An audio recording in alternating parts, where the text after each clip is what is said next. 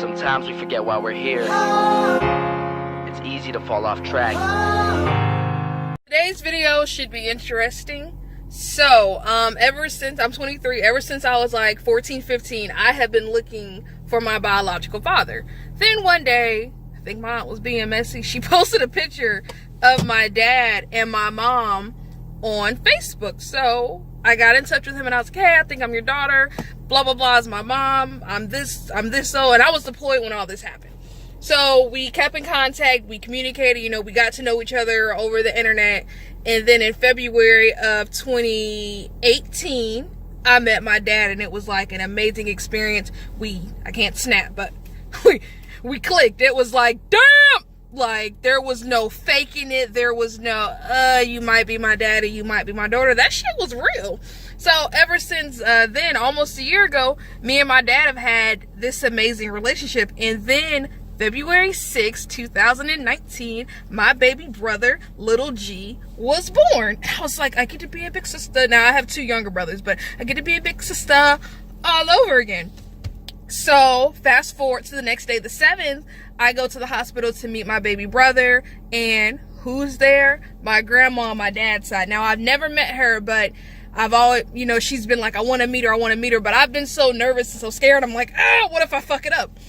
But I didn't. So today, Sunday, February 10th, I am going to my grandma's house and we're gonna talk, we're gonna eat, we're gonna get to know each other. And I can't tell you guys how freaking excited I am, because like 23 and my life is so many more to go. I'm just so happy and so ready for this. Y'all, let me tell you about my grandma.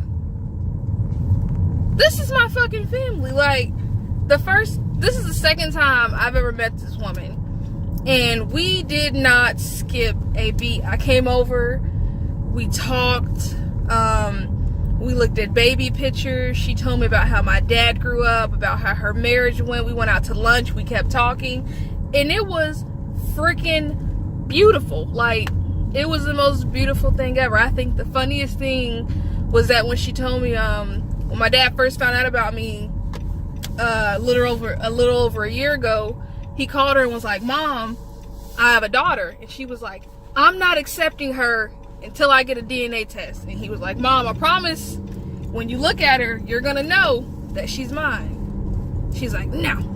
And then when she she saw a picture of me, she was like, oh my God. And then when she actually met me at the hospital a couple days ago, it was great. And today I thought I was so nervous meeting her because I didn't want to mess up. I didn't want to screw up. I didn't want her to think I was like, you know, I guess stupid. I just wanted to I wanted it to go good. And it went so much better than expected. Like, when I say we didn't skip a beat, having a conversation with her and eating lunch with her and sitting with her was no different than me going to my grandma on my mom's side of the family and doing the exact same thing.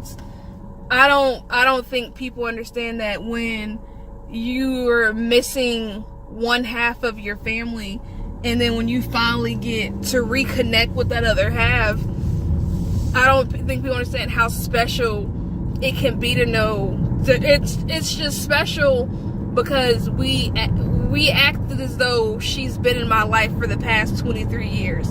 It wasn't, again, I cannot get over the fact of how awkward it was not, and I could not be more grateful, and I could not be more happy to know that I have finally met, you know, my dad's side of the family. She was telling me how she's thinking about going up to New York sometime next year to go see the rest of the family, and I was like, well, if you go, Grandma, take me.